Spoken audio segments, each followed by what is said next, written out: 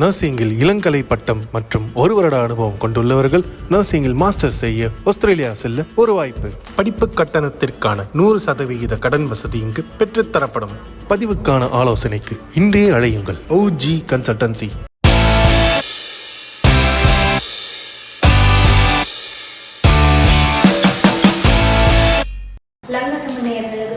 இன்னைக்கு என்னோட ஆடுக்காங்க அப்படின்னு பார்த்தீங்கன்னா நெல்லை சுப்பையா. அவரை பற்றி சொல்லவே தேவையில்லை.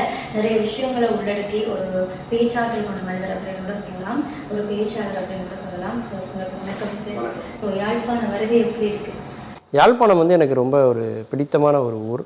அதுலேயே எனக்கு அங்கே உள்ள தமிழ் பெயர்கள், அந்த வீதிகள் உள்ள பெயர்கள்லாம் எனக்கு ரொம்ப ரொம்ப பிடிக்கும். எனக்கு நம்ம நூலகம், யாழ்ப்பாண நூலகம் எனக்கு ரொம்ப பிடிக்கும். அங்கே பார்த்து ரொம்ப வியந்தேன். நான் ஜெயா தொலைக்காட்சியில் தெரிந்ததும் தெரியாதுன்னு ஒரு நிகழ்ச்சி தினமும் பண்ணுறேன். அதுக்காக நிறைய படிக்கும்போது அந்த யாழ்ப்பாண நூலகத்தினுடைய பெருமைகள், சிறப்பு அதெல்லாம் பற்றி நான் நிறைய தெரிந்து கொண்டேன். அதனால் அந்த வரலாற்றோடு போய் பார்க்கும்போது அதனுடைய பார்வையே வேறு இருக்கும் இல்லையா? இப்போ என்னை பொறுத்த வரைக்கும் யாழ்ப்பாணம் என்பது ஒரு ஊர் அல்ல, அது ஒரு அருங்காட்சியகம். ஒவ்வொரு கட்டிடத்துக்கு பின்னாலும் ஒரு வரலாறு இருக்கிறது. அந்த வரலாறோடு அந்த கட்டிடத்தை பார்க்கும்போது தான் அதனுடைய முழுமையான ஒரு ஈடுபாடோடு நம்ம அதை தெரிஞ்சுக்க முடியும்னு நினைக்கிறேன். இதுல சிறப்பு விருந்தினரா உங்களுடைய பாண்டியராஜன் சார் வந்திருந்தார். ஸோ அவரை பற்றி ஒரு வார்த்தைகள். இல்லை, உண்மையிலே நானும் அதை தான் சொல்லணும்னு நினைக்கிறேன். அவர் ஒரு சிறந்த நடிகர் மட்டுமில்லை, அதாவது இது வரைக்கும் பூமிக்கு மட்டும்தான் ஈர்ப்பு விசை இருக்குது அப்படின்னு நம்பிட்டு இருந்தேன். அப்படி இல்லை, ஒரு மனிதர் மேலும் ஒரு மனிதனால் ஈர்ப்பு விசை இருக்கும் அப்படிங்கிறத உணர்த்தின மனிதர் அவர் தான் எனக்கு. அந்த விதத்தில் ஒரு நல்ல ஒரு மனிதர். அவரோட நான் பல நாடுகள் பயணப்பட்டு கொண்டே இருக்கிறேன். அப்படின்னா அவர் எவ்வளோ சிறந்த மனிதராக இருப்பார்னு பார்த்துக்கோங்க. அந்த அளவுக்கு நல்ல மனிதர் அவர்.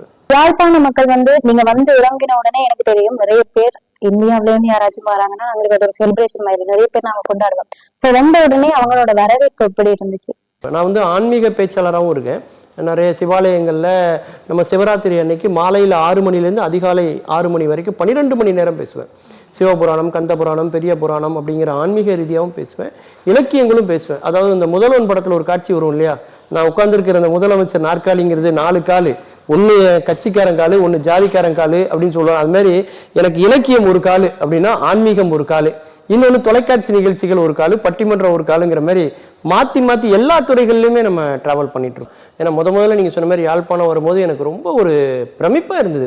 அந்த விமான நிலையம் எப்படி இருக்கும் அதை பார்க்கணும். ஏன்னா நான் நிறைய நாவல்களில், நிறைய பத்திரிகைகளில் நான் தொடர்ந்து வாசிப்பாளராக இருக்கிறதுனால நான் மனக்கண்ணு முன்னாடி பார்த்த அந்த இடங்களை நான் மறுபடியும் கண்ணில் நேரில் பார்க்கும்போது அந்த யாழ்ப்பாண கோட்டையெல்லாம் நான் பார்த்தேன்.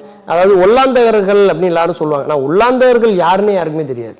அதாவது பிரெஞ்சு பீப்புள், அவங்களுக்கு முன்னாடி எப்படி இருந்தது அப்படிங்கிற ஒரு 500 ஆண்டு காலத்துக்கு முன்னாடி உள்ள வரலாறுலாம் நான் நிறைய படிச்சிருக்கேன் அந்த கோட்டையை பற்றிலாம். அப்போ அதோடு அந்த கோட்டையை போய் பார்க்கும்போது எனக்கு ரொம்ப ரொம்ப மகிழ்ச்சியாக இருந்தது. அதாவது இங்கே ஒன்றுமே ஒவ்வொரு சிறப்பாக இருக்குது. அதாவது அந்த நிலவரை கிணறாக இருக்கட்டும், அப்புறம் அந்த ஒரு இந்த ஒவ்வொரு ஊர், இப்போ சாவகசேரியாக இருக்கட்டும், ஒவ்வொரு ஊருக்குமே ஒவ்வொரு தனி சிறப்பு இருக்கிறத நான் பார்க்குறேன்.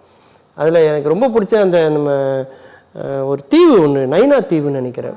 அங்கே நாகபூஷணி அம்மன் கோயில், அதுமாரி நம்முடைய நல்லூர் கந்தன்.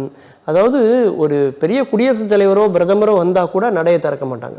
அந்த குறிப்பிட்ட நேரத்தில் மட்டும்தான் அந்த நடையை திறக்கிறாங்க. கோயிலுக்கு நீங்கள் ஏதாவது ஒரு பொருளை கொடுத்தா கூட அதை பரம்பரையாக உங்கள் சந்ததிகள் அதை பாதுகாத்தா மட்டும்தான் ஒரு பொருளை அவங்க வாங்குறாங்க.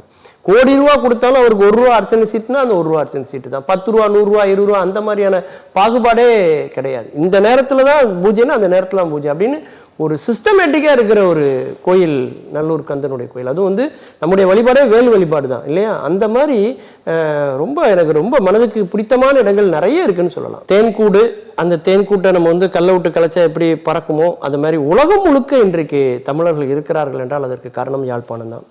அது ஒரு மாநிலத்தினுடைய மொழியாகவோ அல்லது 2 நாடுகளுக்குள்ள மொழியாகவோ இல்லாமல் இன்னைக்கு உலக மொழியாக தமிழ் உச்சரிக்கப்படுவதற்கு காரணம் யாழ்ப்பாணம். நான் தன்னந்தனி மனிதனாக தான் இந்த யாழ்ப்பாணத்துக்கு வந்தேன், தன்னந்தனி மனிதனாக இலங்கைக்கு வந்தேன். எனக்கு யாரையுமே தெரியாது. சமூக வலைத்தளங்கள் மட்டும்தான் எனக்கு உண்டு. அதில் 3.8 மில்லியன் பார்வையாளர்கள் எனக்கு இருக்காங்க. அதன் மூலமாக எனக்கு இலங்கையில் கிடைத்த நண்பர்கள். எனக்கு ரொம்ப பிடிச்சதுன்னா யாழ்ப்பாண தமிழர்கள், இலங்கை தமிழர்கள் பொறுத்தவரைக்கும், யாழ்ப்பாண தமிழை பொறுத்த வரைக்கும் அவங்கள நம்பி நம்ம இறங்கலாம். ஒரு வார்த்தை சொன்னால் அதை எப்படியாவது அதை காப்பாற்றிடுவாங்க. முன்ன பின்ன தெரியாது, அறிமுகமே கிடையாது. ஆனாலும் கூட தமிழ் அப்படிங்கிற ஒற்றை புள்ளியில் இணைந்து அந்த தொப்புள் கொடி உறவுல பார்த்தீங்கன்னா அவங்க சொன்னால் அதை செஞ்சிருவாங்க. எனக்கு அது ரொம்ப ஒரு மகிழ்ச்சியாகவும் நெகிழ்ச்சியாகவும் இருக்கும் உண்மையிலே.